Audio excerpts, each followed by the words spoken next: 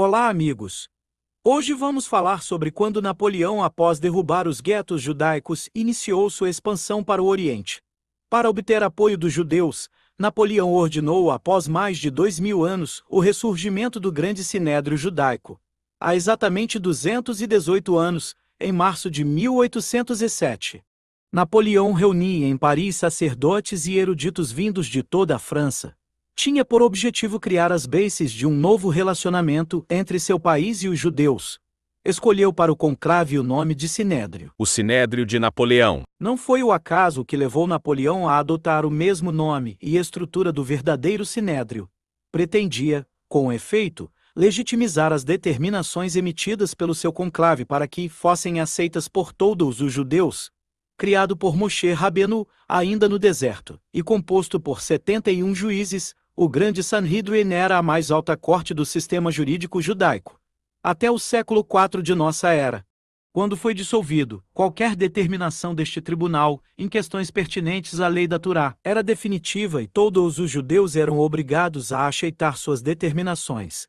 Hábil estrategista, Napoleão, que já conseguiu o apoio e ao mesmo tempo o controle das igrejas católica e protestante, na França, decidiu que chegara a hora de resolver a questão judaica de forma semelhante. Apesar de complexa e contraditória, ditada principalmente por interesses políticos e por seu projeto de integração de todos os segmentos da nação francesa. A atitude de Napoleão aos judeus teve, sem sombra de dúvida, grande impacto sobre o mundo judaico de toda a Europa, pois, quando, após brilhantes vitórias militares, a França, praticamente, passa a ter hegemonia sobre o continente europeu, nos países onde entravam os exércitos franceses implantavam-se, de pronto, os ideais de liberdade e igualdade. Consequentemente, eram derrubados os guetos e centenas de milhares de judeus emancipados. Revolução Francesa e Emancipação Judaica. Em de julho de 1789 eclodia a Revolução Francesa, repercutindo e atravessando fronteiras nacionais. O lema Liberté, Égalité, Fraternité sintetizava todos os seus ideais. Um dos primeiros atos da Revolução foi estabelecer uma Assembleia Nacional Constituinte, que permaneceu reunida de julho de 1789 até setembro de 1791. Um mês após sua implantação, em agosto de 1789, a Assembleia aprovou a Declaração dos Direitos do Homem e do Cidadão, que estabelecia o princípio de que todos os homens nascem iguais e permanecem livres, com iguais direitos. Dela constava, também, que nenhum homem poderia ser molestado por suas opiniões, mesmo as religiosas. Numa época em que a maioria dos países da Europa implantavam legislações cada vez mais restritivas às minorias religiosas, apesar de tímida, esta menção representava grande avanço. A Revolução visava tornar livres e iguais perante a lei todos os homens, inclusive os judeus. No final do verão francês de 1789, tornara-se urgente para os judeus da França uma definição sobre seu destino. Uma das primeiras determinações da Assembleia foi proibir associações profissionais e abolir a autonomia de grupos políticos, sociais e religiosos, inclusive a das comunidades judaicas, tendo tão rapidamente perdido seus direitos de autogoverno. Os judeus franceses acreditavam que a emancipação política seria o passo seguinte. Mas, quando, em dezembro daquele mesmo ano, a Assembleia outorgou a não-católicos plenos direitos políticos, a determinação não incluiu os judeus, referindo-se unicamente aos protestantes franceses. Para a comunidade judaica, a emancipação não viria tão facilmente. Na época, viviam na França 40.000 judeus divididos em duas comunidades distintas.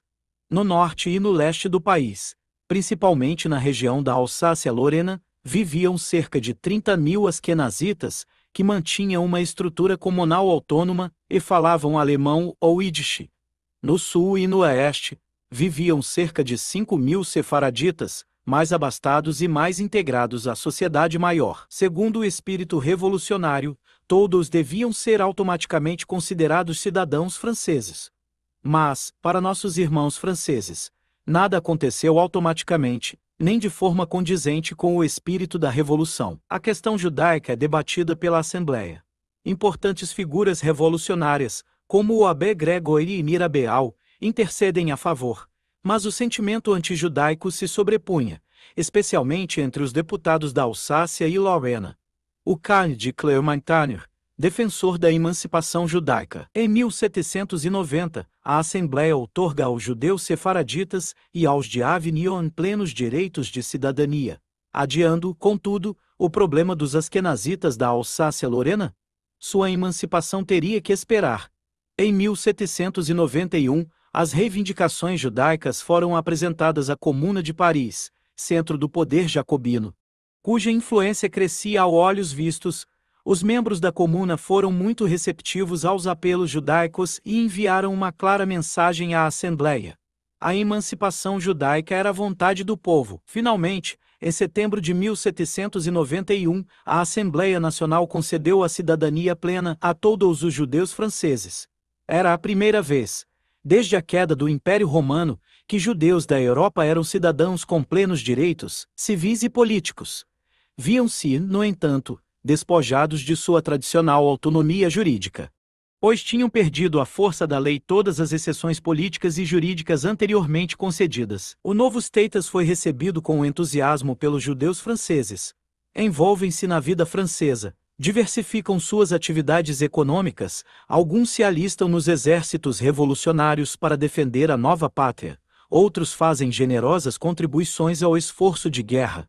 A integração, no entanto, não implicou o abandono de sua fé para o judaísmo francês.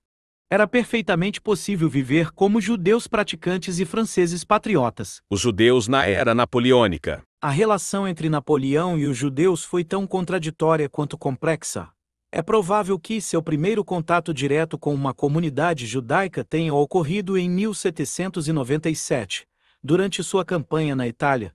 Ao ver o tratamento dado aos judeus nas cidades italianas que conquistara, como comandante-geral do exército francês, ele ordena que os guetos sejam derrubados e abolidas todas as leis discriminatórias vigentes. Antes de iniciar sua campanha de conquistas por toda a Europa, o imperador primeiro assegurou a reconciliação interna, conseguiu apaziguar a burguesia insatisfeita e anistiou os emigreis, políticos e aristocratas refugiados no exterior.